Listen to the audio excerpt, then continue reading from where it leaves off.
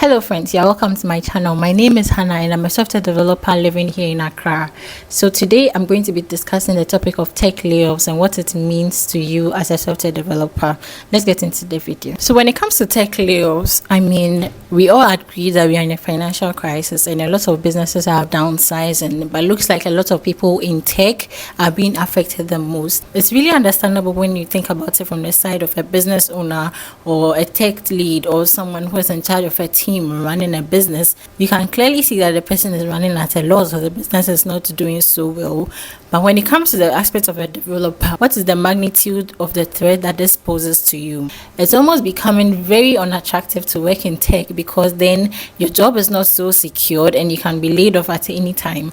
I woke up today only to realize that a lot of people on my LinkedIn connection had been laid off from their works. And it's really scary when you think about being hired, let's say, for just 6 months only to hear the news of your layoff. And it's so bad. Like, it's really crazy on LinkedIn because that's where I get a lot of my connections of people who are working in Google and Microsoft and all these big tech. And there are people that we actually aspire to be. So to wake up one day and to hear this news about tech layoffs, we really have to question what is a sustainable job and how to get a sustainable job. Before I give my personal opinion, I would like to hear from you what you really think is a sustainable job. So in my opinion, having a sustainable job is actually having a skill that is transferable because nobody is really immune to tech layoffs. Looks like even top engineers are getting laid off by the minute, and it's really scary. I really think at this point big tech is really not attractive. Now, what I mean by having transferable skills is that you have skills that you can transfer from one company to the next, and that is what gives you a lot of leverage when it comes to tech layoffs, because then when one company lays you off, you have the guarantee that you can be able to go on to the next company with that same skill set. Then you can really consider yourself to have a sustainable job, because that job, like that company at present, doesn't define you forever. It doesn't define what you can do outside that company. One more thing that this tech layoff thing poses is that developers can begin to think outside their niches or outside the boxes and think of probably creating something for themselves other than working for people.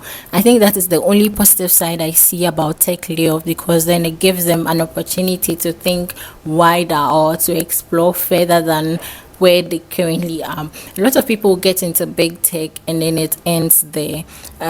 Recently I saw a tweet that people get into tech or into big tech and then their whole lives are defined around the company. So it's like someone is working at Microsoft and the only thing that the person is known for is working at Microsoft. Then that means that when Microsoft lays you off, become non-existent in a lot of people's lives, and that is really risky for you to do as a person working in big tech. One thing I've come to understand is that where you work is not who you are. So if you are in a situation where you're working in big tech and you're not laid off, try not to make the whole company about you. Like, don't try to get the company about it. Like, everything about you is your company. So what if the company lays you off? Then you begin to question who you really are as a person. That shouldn't happen to you because it can really affect your mental health. The last thing I want to talk about is that what next after layoff. I've seen a lot of posts about people who got laid off recently and then they are open to work again, and I really understand because a lot of these people are either immigrants in the US and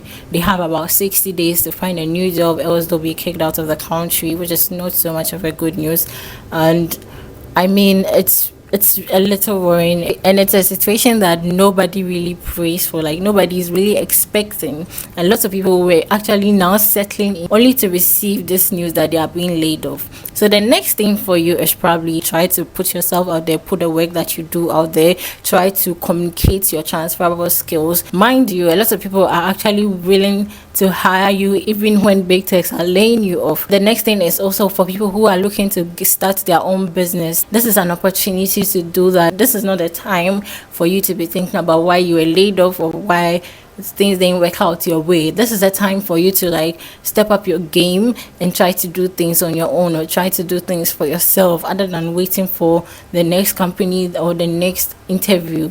The next thing also is that try to get comfortable doing interviews again. Don't say that you're a senior developer where you were, so you should skip interviews. No, try to get back to the basis of interviews, apply the skills that you have, and try to get good at doing interviews, because probably it's been a long time since you interviewed with any firm. People have worked in Google for like over 12 years. I saw a post somewhere, and then the person was laid off, meaning it's going to be so difficult for the person to get back into the interview era. So then you have to polish up your interview skills and get ready to have lots of interviews in the coming years or in the coming months. So this has been me, and I really want to say that if you have been laid off, I'm sorry that you are going through this phase, but it's not the end of the road. Try to get yourself out there, share your skills, and try to let people know what you can do. You can also use my comment section as your mini LinkedIn profile. Try to share the skills that you have. Probably someone will see it and then try to contact you. So thank you for watching, and I'll see you in my next video. Please subscribe to my channel, like this video, and I would really want to hear from you. So share with me, comment on what you think about today's video.